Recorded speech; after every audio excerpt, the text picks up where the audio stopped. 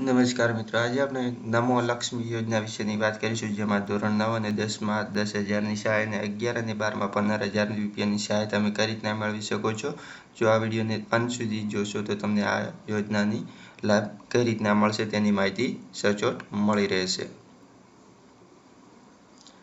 સૌપ્રથમ વાત કરીએ નમો લક્ષ્મી યોજના 2024, જેમાં દરેક વિદ્યાર્થીએ માતા પિતાના બેંક એકાઉન્ટ ખોલાવવાના છે અને જેમાં મમ્મીના બેંક એકાઉન્ટમાં ખોલેલા હોય અને બેંક પાસબુક નકલ શાળાનું કાર્યાલય જ્યારે મંગાવવામાં આવે ત્યારે જમા કરાવવાની રહેશે અને તમામ વિદ્યાર્થીઓ લાભ મેળવવો હોય તો ફરજિયાત મમ્મીના ખાતામાં સત્વરે વેકેશન દરમિયાન ખોલી દેવા અને માતાના બેંક ખાતામાં આધાર અને લિંક સ્વીડિંગ થયેલા હોવા જોઈએ અને તેની ખાતરી બેંકમાં કરી લેવાની રહેશે। અને પાત્રતામાં વાત કરીએ તો કોણ લાભ લઈ શકે છે। અરજી કરતા પહેલા અરજદારે અમુક માપદંડો પૂર્ણ કરવા આવશ્યક છે।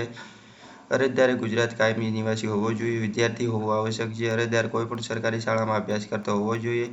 ઉંમર 13 થી 18 વર્ષની વચ્ચે હોવી જોઈએ। અરજદાર ઘરેથી આવકનો કોઈ નિશ્ચિત સ્ત્રોત ન હોય તો આ યોજનામાં પણ પાત્ર રહેશે અને ધોરણ 9માં 10,000ની સહાય અને ધોરણ 9માં 10,000 અને ધોરણ 10માં પણ 10,000 સહાય આપવામાં આવશે અને 11-12માં 15,000 રૂપિયાની સહાય આમ તમને સહાય મળવાપાત્ર થશે।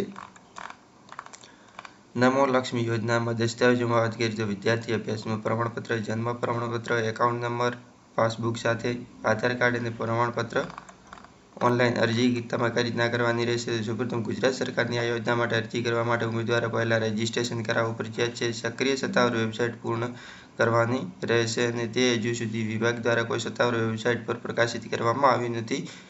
સત્તાવાર વેબસાઇટ પ્રકાશિત થતાં જ જેની લિંક પ્રદાન કરી દઈશું અને રજીસ્ટ્રેશન પછી એપ્લાય ઓનલાઈન પર તમારે ક્લિક કરવાનું રહેશે અને ક્લિક કર્યા બાદ તમારી સામે એક નવો વિન્ડો ખુલશે, જેમાં માતા પિતાનું નામ, ઉંમર જેવી વિગત તમારે માહિતી ભરીને સબમિટ કરવાનું રહેશે અને આ તમારો ફોર્મ મંજૂર થતાની સાથે તમારા ખાતામાં આ યોજનાની રકમ આવવાની શરૂ થઈ જશે।